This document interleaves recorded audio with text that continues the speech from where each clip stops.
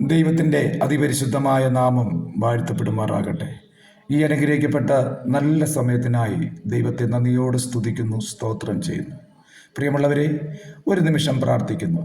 പരിശുദ്ധനായ ദൈവമേ, സ്വർഗീയ പിതാവേ, അവിടുത്തെ പുത്രനായ യേശുവിൻ്റെ നാമത്തിൽ പ്രാർത്ഥിക്കുന്നു.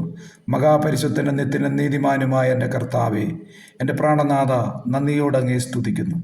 അപ്പോൾ അവിടുത്തെ നാമത്തിൽ ഈ തിരുവചനത്തിൽ ആശ്രയിച്ച് പ്രാർത്ഥിക്കുമ്പോൾ ഈ തിരുവചനം വായിക്കുകയും കാണുകയും കേൾക്കുകയും ചെയ്യുന്ന എല്ലാ പ്രിയപ്പെട്ടവരെയും, കുടുംബങ്ങളെയും, വ്യക്തിജീവിതങ്ങളെയും അവിടുത്തെ കരങ്ങളിൽ തരുന്നു.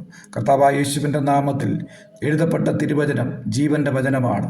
ഈ തിരുവചനം ഏറ്റെടുക്കുന്ന ഓരോ വ്യക്തികളിലും ദൈവപ്രവൃത്തി വെളിപ്പെട്ടു വരുന്നതിനായി നന്ദിയോടെ ദൈവത്തെ സ്തുതിക്കുന്നു.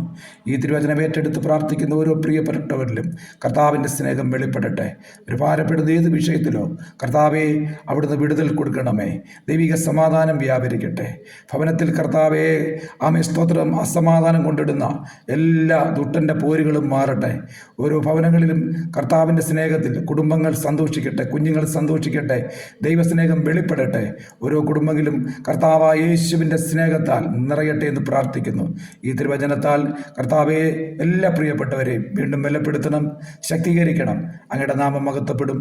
പ്രാർത്ഥന കേട്ടതിനായി നന്ദി. യേശുവിൻ നാമത്തിൽ പിതാവേ, ആമേൻ.